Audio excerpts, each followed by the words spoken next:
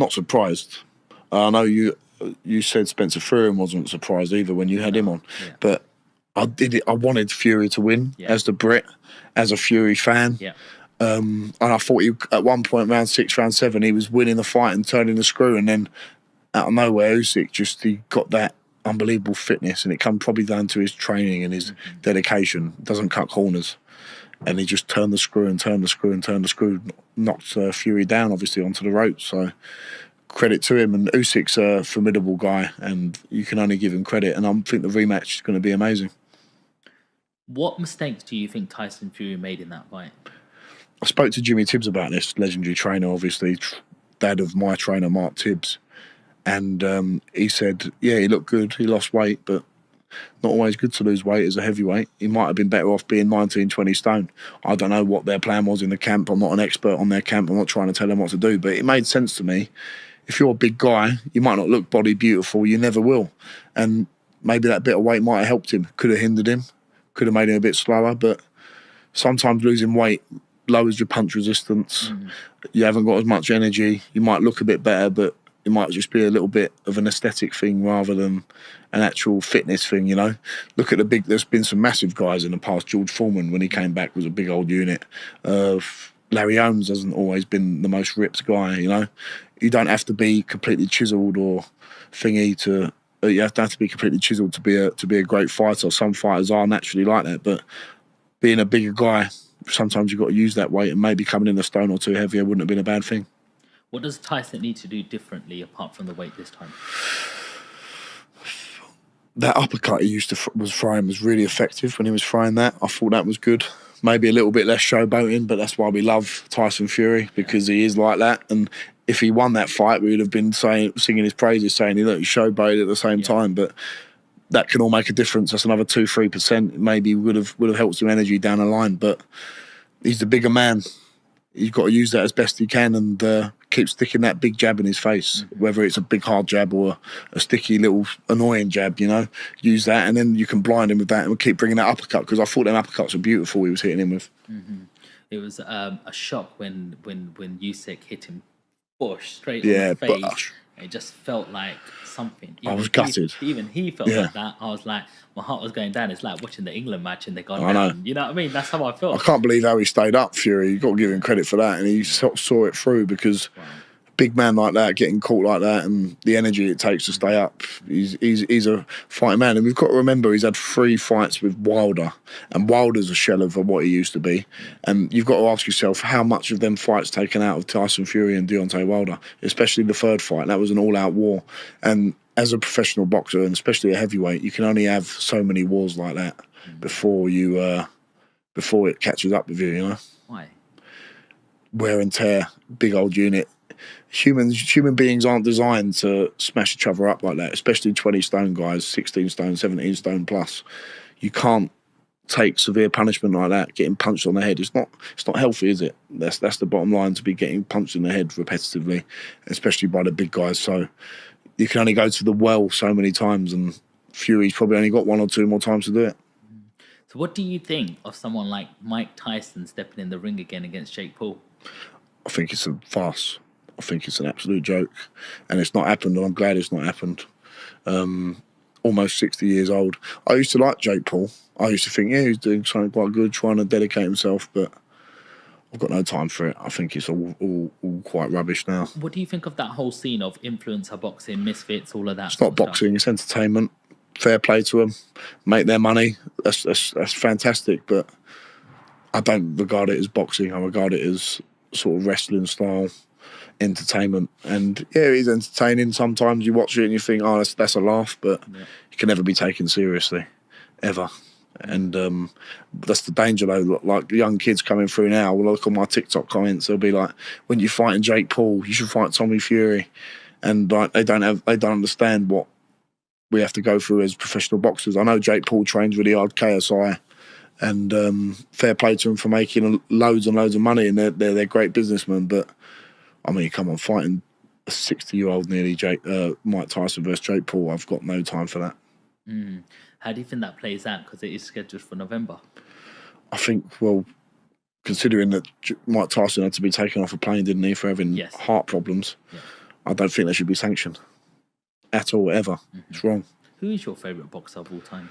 I've got a few. Lennox Lewis being one of them. Yeah. Unbelievable. Rocky Marciano. Yeah. Old classic guy. The modern guys, Joshua, Fury, love them two the most. There's no Tyson in there? Mike Tyson? Oh, Mike Tyson, unbelievable. But in terms of my favourites, probably Lennox Lewis, someone like that, Vitaly Klitschko. But Mike Tyson, in his prime, watched him 18, 19, 20 years old, smashing people up who were like 10 years older than him, getting a world title at 20 years old. Unbelievable. Johnny, a big name has just been dropped. Yeah, everyone's talking about Chisora and you. Yeah. You know, everyone's just like putting you straight into that Another mix legend. now. He's like, you know, War Chisora. They call him, don't him? He's like a real veteran. Couldn't believe he beat Joyce. Couldn't believe that. Yeah, I thought Joyce would be able to deal with him, but Chisora just keeps coming back. He's had 2 wins on the... Is it 2 wins on the bounce now? Who did he fight before? He fought someone else recently, but he just keeps coming back, and if he's still winning, Joe Joyce is a great name to have on your resume. So I've got a lot of time for Joe Chisora. He's a legend, and people have been bounding our names around. Eddie being the main man who's been doing that, and I feel a bit disrespectful to thinking like I'm calling for that fight. So I'm not calling for it, but if Derek Chisora came and said, let's have a fight at the O2, let's set it out, I want to do it, I wouldn't say no. It would be an honour to share the ring with Derek Chisora, and I think I'd have a good chance in. I'm not saying I'd win it, but I'll give a good account of myself, you know? Yeah. How much of a task is it for Chisora being a 40-year-old? That's the problem. Maybe if it was 3-4 years ago, I'd feel slightly differently. But age waits for time waits for no man, and he's been in some grueling fights, and I think Del Boy's a great character, and I think he's a unbelievable guy, unbelievable for British boxing. He'll go down and be remembered by a lot of people, and time waits for no man. How important is timing in terms of when you're facing your next opponent? You know, if you go straight for Chisora, where do you go from there? You might be able to, you know, face an opponent like that. You might be able to get through a wall like that and show a lot of, you know, toughness, but is it too fast too soon because you've had all these first round knockouts? Not sure how much experience you're getting in the sort of actual ring. Fighting Chisora, imagine beating him. Where do you go from that? That's the thing. It's not an immediate fight.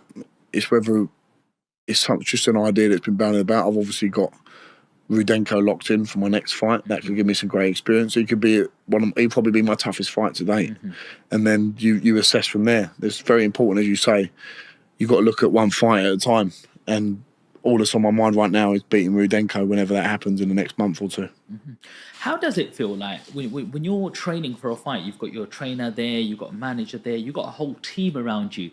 What happens when you're in that ring and you're alone all of a sudden? That's it. That's the name of the game, isn't it? Like, it doesn't matter how... This is the thing with boxing. It's quite unique in a way. You don't have 10 other football players on the pitch. You don't have 14 other rugby players.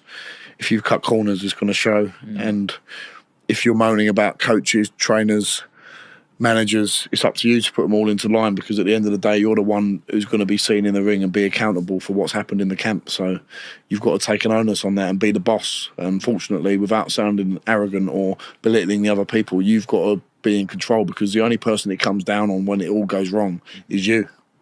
That's the bottom line. And you're the one who takes the punches in the head. No one else does. Not your manager, not your trainer, not your promoters, not your strength and conditioning coaches. They're all part of your team, but the one who's going to be getting punched in the face is you. Does it ever get to you mentally? No. I love it. I absolutely love what I do. I get to go up and train every day. I love training. It keeps my head screwed on. If I couldn't train, I think I don't know what I'd do. It keeps me sane, for like it does for a lot of people. So yeah, I absolutely love the ability that I've got to go and train and do something I love every day. Before you're ready to challenge for a major title, what milestone do you feel that you need to hit? I don't think of it in that way, Sean. I don't think I have to hit anything. I think the map is in my destiny of where I'm meant to go. All I have to worry about is winning the next fight. There's no milestone I think of in my head that I think, well, I've got to do this amount of this or do that. It's all mapped out already. All I've got to do is dedicate myself 110%, and then the rest will follow. I like going to the gym myself. Yeah. I go there every morning, Yeah. maybe 5-6 times a week. Yeah. It keeps me happy. Yeah. I like to think I train hard. Yeah. You know, one day, like, I have my 2 days where I do my 5K Yeah. runs. Yeah. I do my bodybuilding on 2 other days, and then Nice. a couple of other days I do a Pilates, yoga, get the It's good good to do stretch that. All out. the flexibility. Yeah, Yeah. absolutely. All of them things.